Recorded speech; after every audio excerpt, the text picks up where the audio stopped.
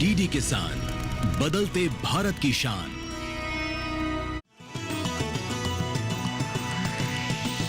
DD किसान, बदलते भारत की शान।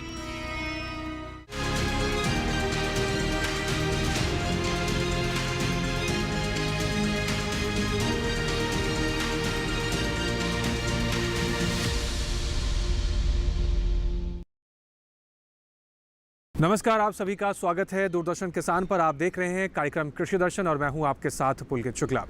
कृषि दर्शन के इस कार्यक्रम से हम आप तक पहुंचाते हैं खेती की जगत से जुड़ी तमाम नई जानकारियां और आपको बताते हैं कि कृषि के क्षेत्र में कैसे नए विकास हो रहे हैं और किसान भाई कैसे इन जानकारियों का इस्तेमाल कर खेती किसानी में आगे बढ़ सकते हैं।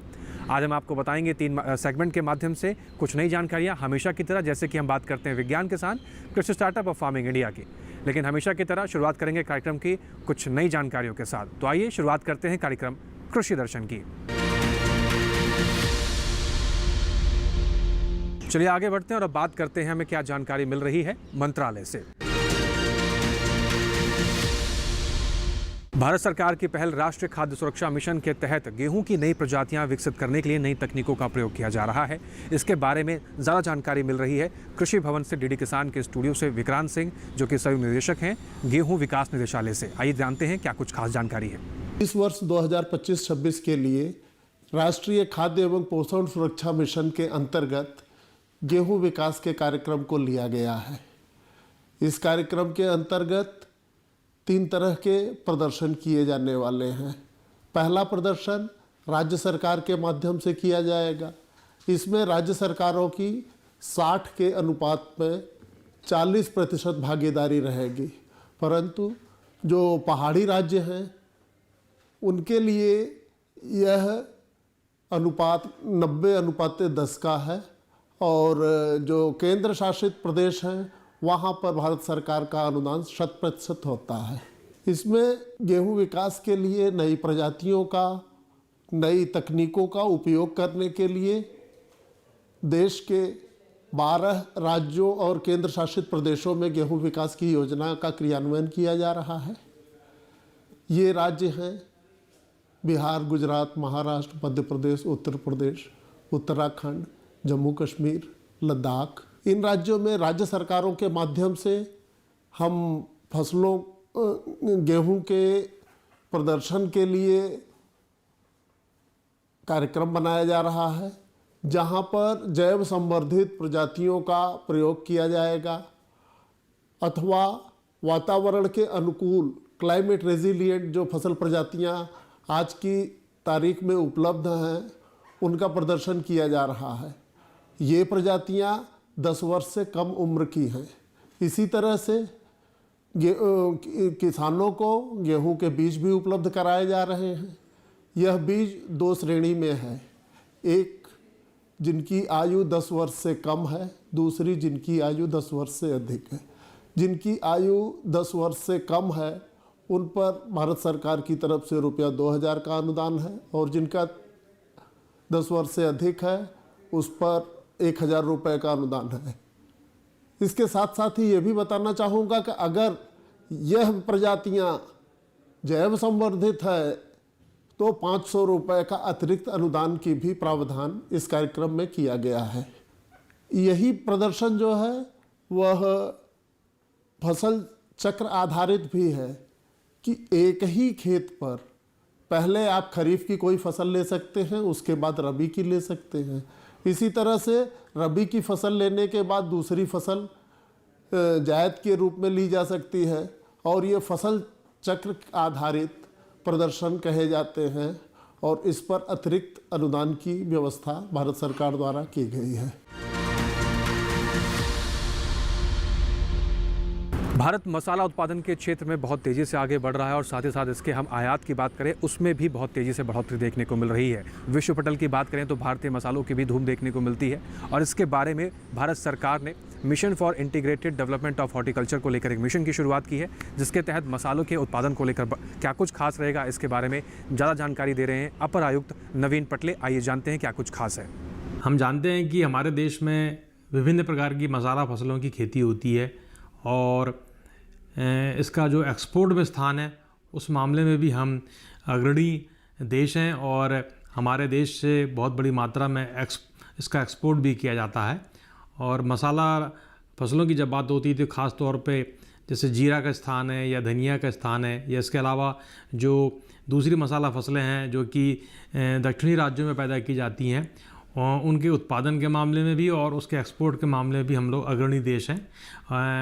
सरकार के द्वारा प्रयास किया जा रहा है कि इस तरह की जो मसाला फसलें हैं जो कि हाई रिटर्न देती हैं और जिसका एक्सपोर्ट भी होता है, उनकी क्वालिटी और उसके उत्पादन को ध्यान दिया जाए।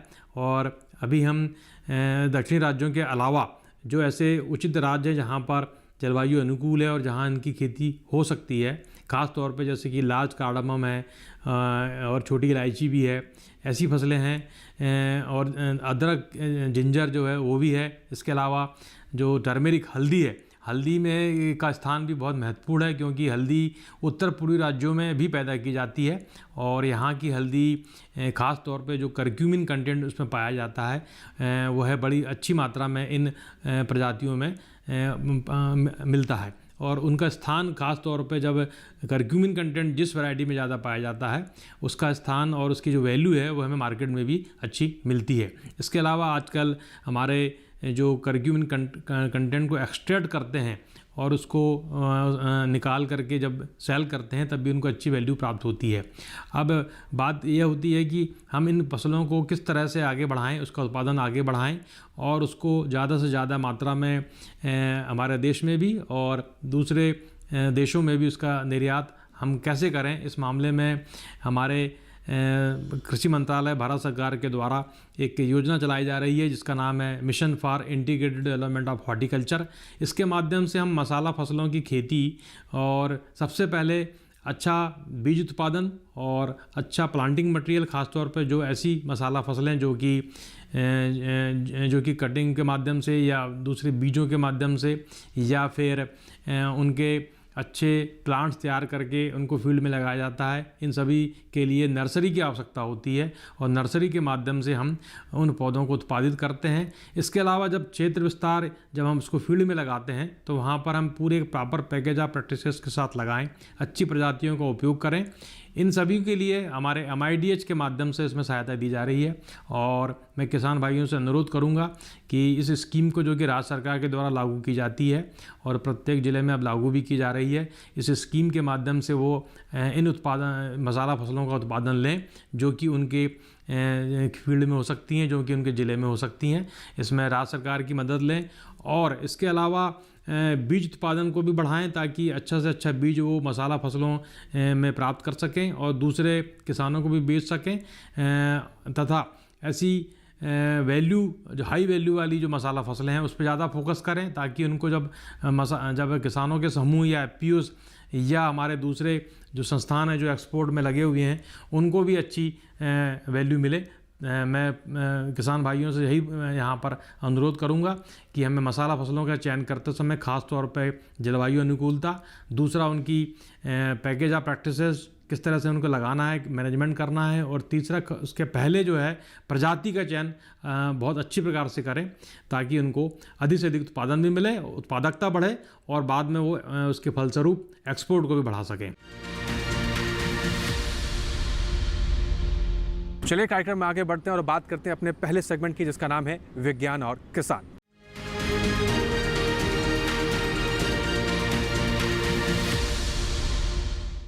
दर्शकों, हम देखते हैं कि खेती किसानी में किस तरीके से पहले के समय में और अब के समय में परिवर्तन देखने को मिल रहा है। एक समय ऐसा था कि जब बैलों से खेती की जाती थी, लेकिन समय ने परिवर्तन किया और तकनीकों ने इजाद किया जिसकी वजह आज हम ट्रैक्टर से खेती कर ही रहे हैं, साथ ही साथ नई तकनीकों का भी इस्तेमाल कर रहे हैं। जैसे कि आज खेती में AI तकनीकों का इस्तेमाल हो रहा है जिसका जो परिणाम है वो देखने को मिलता है बहुत ही सुलभ तरीके से। और इसी दिशा में आगे बढ़ते हुए हम देखते हैं कि आज समय आ चुका है कि हम खेती में ड्रोन का भी प्रयोग कर रहे हैं। तो ड्रोन तकनीक कैसे खेती किसानी में परिवर्तन लेकर आ रही है, कैसे उत्पादन को बढ़ाया जा रहा है, कैसे काम को सटीक कम समय में किया जा सकता है, ये तमाम जानकारी आई लेते हैं विज्ञान किसान के इस सेगमेंट के जरिए। वैज्ञानिकों के गहन अध्ययन और कड़ी मेहनत का परिणाम है ड्रोन तकनीक। हाल के समय में कृषि में ड्रोन टेक्नोलॉजी काफी उपयोगी साबित हो रही है। खेती में ड्रोन का काम सिर्फ छिड़काव तक ही सीमित नहीं है, बल्कि ये आर्टिफिशियल इंटेलिजेंस का भी हिस्सा है। ड्रोन में लगे सेंसर फसल की निगरानी बहुत आसानी से कर लेते हैं। अब किसान बड़ी सरलता से जान पाते हैं कि खेत के किस हिस्से में कीड़े लगे हैं और किस हिस्से में बीमारी। और साथ ही हाई कैपेसिटी ड्रोन की मदद से खेतों से ताजी सब्जियां, फल और फूल वगैरह बाजार भेजना भी आसान हो गया है। मछली पालन से जुड़े लोग तालाब, नदी और समंदर से सीधे ताजा मछलियां ग्राहकों तक पहुंचा पा रहे हैं। बात करें सिंचाई की, तो ड्रोन की मदद से बड़े क्षेत्रों में भी सिंचाई करना आसान हो गया है। ड्रोन में लगी मल्टी स्पेक्ट्रल सेंसर उन क्षेत्रों की पहचान कर सकते हैं जो बहुत शुष्क हैं। इससे किसान को पूरे क्षेत्र में बेहतर सिंचाई में सहायता मिल जाती है। खेती में ड्रोन तकनीक आने से पहले खेती के काम में समय और श्रम दोनों ही ज्यादा लगते थे।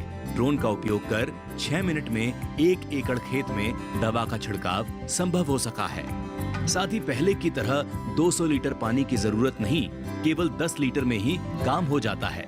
यही नहीं, दवा का छिड़काव सारे पौधों पर अच्छे से हो जाता है, जिससे किसानों को नुकसान का सामना नहीं करना पड़ता है। किसान भाई अपने खेतों में ड्रोन का इस्तेमाल कर सकते हैं। ड्रोन का अधिकृत होना जरूरी है।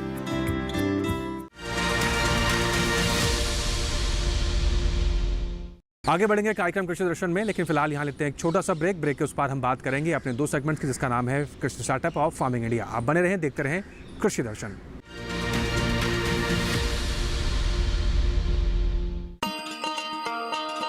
किसान भाइयों गांठ बांध लो, गांठ बांध लो। बात बहुत है काम की, समृद्धि के पैगाम की। मिट्टी के मिजाज को समझो, मिट्टी के हर राज को समझो। मिट्टी की तुम जांच कराओ, मुफ्त सॉइल हेल्थ कार्ड ले जाओ। कभी मुनासिब बीज लगाओ, सही किस्म की खाद ले आओ। जितनी जरूरी उतनी डालो, सही मात्रा खुद पहचानो। इसको अपना मंत्र बना लो, मिट्टी की सेहत को जानो। बात बहुत है काम की, कम लागत अधिक वरदान की। किसान भाइयों गांठ बांध लो। आज ही मिट्टी की जांच कराएं, राज्य सरकार के कृषि अधिकारी से संपर्क करें और मुफ्त में सॉइल हेल्थ कार्ड पाएं। कृषि और किसान कल्याण मंत्रालय द्वारा किसान हित में जारी। नमस्कार किसान भाइयों और बहनों, मैं हूं आपका AI एंकर कृष। आज हम बात कर रहे हैं अमरूद की खेती के बारे में। सर्दियों में अमरूद के पेड़ों को ठंड और पाले से बचाना बहुत जरूरी होता है, क्योंकि इससे पौधे कमजोर हो जाते हैं और फल की क्वालिटी गिर जाती है। हल्की सिंचाई, पुआल से मल्चिंग और पोटाश डालने से पौधे मजबूत रहते हैं और ठंड सहन कर पाते हैं। छोटे पौधों को बोरी या पुआल से ढक देना चाहिए, ताकि ठंडी हवा का सीधा असर न पड़े। पानी ज्यादा न दें, लेकिन मिट्टी को बिल्कुल सूखने भी न दें। धूप कम मिलने पर हल्की छटाई करें, ताकि रोशनी अंदर तक पहुंचे। इन आसान तरीकों को अपनाकर किसान सर्दियों में भी अमरूद के पौधों को सुरक्षित रख सकते हैं और अगली फसल में अच्छी उपज पा सकते हैं। इसी तरह कृषि और किसानों से जुड़ी हर महत्वपूर्ण जानकारी के लिए हमारे साथ जुड़े रहिए और देखते रहिए DD किसान। धन्यवाद। ब्रेक के बाद एक बार फिर से आप सभी का स्वागत। आप देख रहे हैं कार्यक्रम कृषि दर्शन। आगे बढ़ते हैं और अब बात करते हैं अपने 2 खास सेगमेंट की, जिसका नाम है कृषि startup of farming India.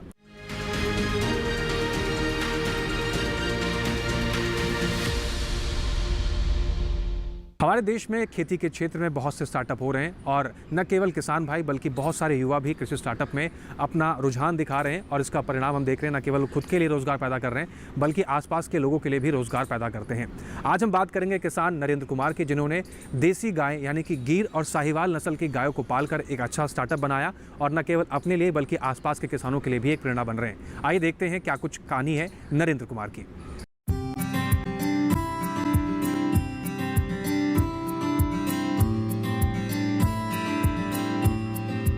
Uttar Pradesh के नोएडा में एक सफल पशुपालक भाई नरेंद्र कुमार हैं, जिन्होंने गिर और साहिवाल नस्ल की गाय पाली है। इनकी गौशाला में लगभग 200 गायें हैं। इन्होंने देखभाल के लिए समुचित व्यवस्था की है। खानपान से लेकर दूध निकालने हेतु हाईटेक व्यवस्था कर रखी है। इसके बारे में नरेंद्र कुमार ने कहा, हमारे पास करीब 450 के आसपास गौ माता है, जिसमें ज़्यादातर हमारे पास गिर गौवंश है। इसके अलावा हमारे पास साहिवाल है और थारपारकर है। मुख्य रूप से हम लोग गाय की जो ब्रीडिंग है उस पर काम करते हैं और ब्रीडिंग डेवलपमेंट और बुल हमारे पास तैयार होता है। और हम लोग हर एक गाय का जो DNA रिकॉर्ड्स है वो मेंटेन करते हैं। और जितनी भी गाय आप देख रहे होंगे हमारे यहाँ जो गाय आई हैं सारी गाय गुजरात से आई हुई हैं और कुछ गाय हमारे खुद के फार्म में भी तैयार हुई है। ये जो आप बच्चे देख रहे होंगे या जो गाय देख रहे होंगे इनका बहुत ध्यान रखा जाता है हमारे यहाँ। सुबह 3 बजे से हम लोग काम करना शुरू करते हैं। गिर गाय का जो दूध उत्पादन है वो बहुत कम है, दूध की क्वालिटी बहुत अच्छी है। और जैसा कि आप जानते होंगे कि जो जर्सी गाय है या जो क्रॉस ब्रीड गाय है उससे आप इन गौवंश को कंपेयर ना करें और उनका दूध जो है वो A1 प्रोटीन होता है। हमारी जो गाय है इसका A2 प्रोटीन है। A1 प्रोटीन जो है आपको हमेशा डायबिटीज़ और कैंसर और बाकी कई सारी डिजीज़ के लिए उसको इनकरेज करता है। A2 प्रोटीन आपको फिट रखता है और एंटी कैंसर, एंटी डायबिटीज़ और बहुत सारे ऐसे डिजीज़ हैं, बहुत सारे ऐसे विटामिन्स हैं इनके अंदर, इस गाय के अंदर पाया जाता है। गाय का गौमूत्र पे भी हम लोग काम कर रहे हैं, गाय के गोबर पे काम करते हैं, हमारा ऑर्गेनिक फार्मिंग भी हम लोग करते हैं। कोशिश संभव ये है कि जो एक इंटीग्रेटेड फार्मिंग है उस पर काम किया जाए ताकि ज़्यादातर जिस तरीके से हमारे देश में बेरोज़गारी है, लोग इसको डेयरी को एक उद्योग के रूप में देखें। और दूसरा लक्ष्य हम लोगों का है कि हम गाय को बचाने में सक्षम हो। गाय के दूध के उत्पादन को बढ़ाने के लिए भी हम लोग बहुत हाई ब्लड लाइन वाली बुल हम लोग लाते हैं। हमारे पास 2-2 हज़ार वर्ष पुराना DNA रिकॉर्ड हमारे पास हमारे बुल का अवेलेबल है और हम लोग नई जनरेशन का बुल भी तैयार कर रहे हैं जो आने वाले समय में हम अलग अलग ज़िले में, राज्यों में किसान को देने का कार्यक्रम करेंगे। इसके साथ यहाँ वक्त हो गया एक और छोटे से ब्रेक का। ब्रेक के उस पार हम बात करेंगे अपने आखिरी और सबसे महत्वपूर्ण सेगमेंट यानी फार्मिंग इंडिया की। आप बने रहें, देखते रहें कृषि दर्शन।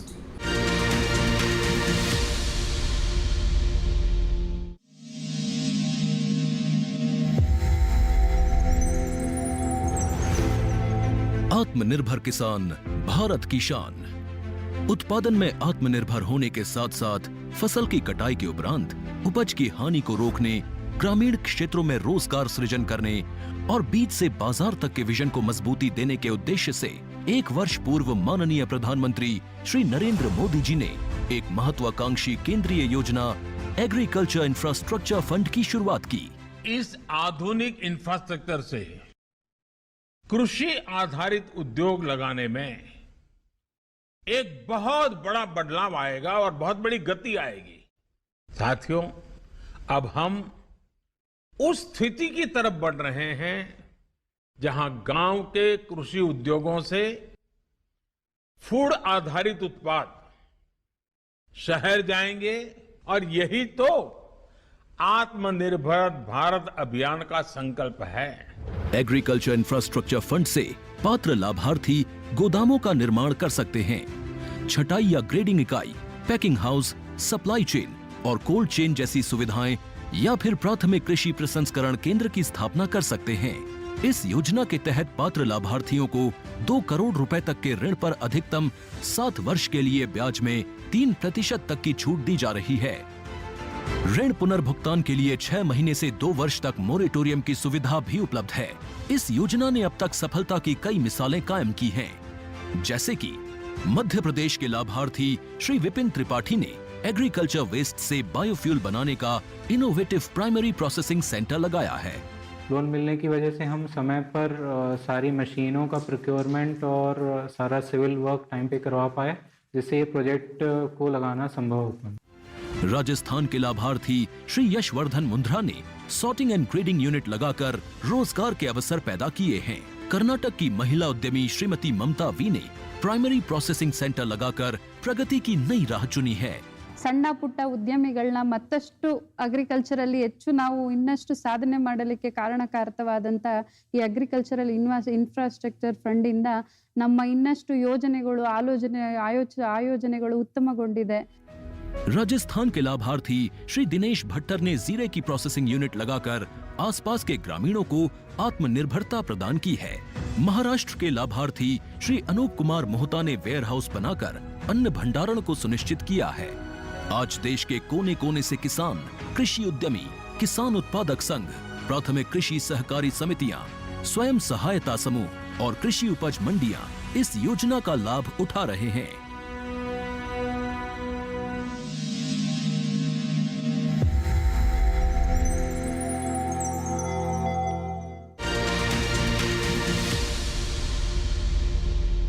ब्रेक के बाद एक बार फिर से आप सभी का स्वागत है। आप देख रहे हैं कार्यक्रम कृषि दर्शन। आगे बढ़ते हैं और बात करते हैं अपने सबसे महत्वपूर्ण सेगमेंट यानी कि फार्मिंग इंडिया की।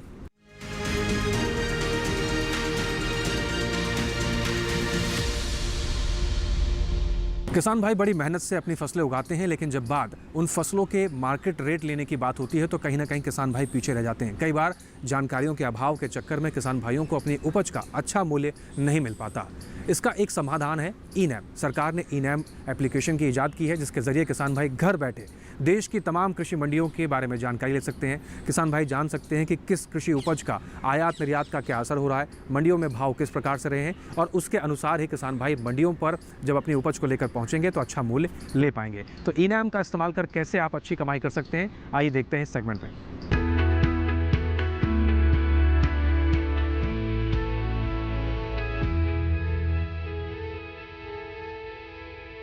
ई-नैम के जरिए आप घर बैठे न केवल एपीएमसी से जुड़ी किसी भी मंडी में चल रहा भाव मालूम कर सकते हैं, बल्कि अपनी फसल का सौदा कर सकते हैं और घर बैठे समय पर बिकी हुई फसल का भुगतान भी पा सकते हैं। ई-नैम दरअसल कोई समानांतर मार्केटिंग संरचना नहीं है, बल्कि ये मंडियों का ही राष्ट्रीय नेटवर्क बनाने का एक साधन है, जिसे ऑनलाइन एक्सेस किया जा सकता है। पुरानी मंडी व्यवस्था में किसान सिर्फ मंडी में ही फसल बेच सकता था, लेकिन ई-नैम के माध्यम से वो मंडी के बाहर भी फसल बेचने के लिए आजाद है। ई-नैम मुख्य रूप से एक राष्ट्र एक बाजार की अवधारणा पर आधारित है। इसे कृषि और किसान कल्याण मंत्रालय के जरिए एक निवेश के साथ बनाया गया है और इसके लिए विकसित सॉफ्टवेयर सभी मंडियों के लिए उपलब्ध है। ऐसी मंडियां जो राज्य मंडी अधिनियम के नियमों के अनुरूप राष्ट्रीय नेटवर्क में शामिल होने के लिए सहमत हो। अगर किसी किसान को स्थानीय मंडी में बेहतर भाव नहीं मिल रहे हैं तो वो दूसरी मंडी का रुख कर सकता है। यहाँ तक कि वो अपने राज्य के बाहर भी फसल बेच सकता है। शुरुआत में सिर्फ 21 मंडियों को ही इसमें शामिल किया गया था और सिर्फ चुनिंदा फसलों की बिक्री होती थी, लेकिन आज 18 राज्यों और 3 केंद्र शासित प्रदेशों की 1000 मंडियां इसमें शामिल हो चुकी हैं, जहां 175 फसलों को खरीदा और बेचा जा सकता है।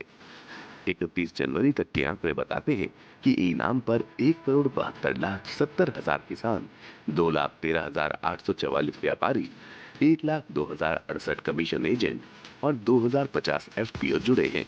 किसानों के लिए ई-नैम पर मुख्य रूप से 4 फायदे हैं। पहला, इस पोर्टल पर कारोबार में पारदर्शिता दिखाई देती है और किसानों को बेहतर भाव की संभावना बढ़ती है। पारदर्शिता का मतलब ये हुआ कि किसानों के साथ धोखाधड़ी की संभावना कम हो जाती है।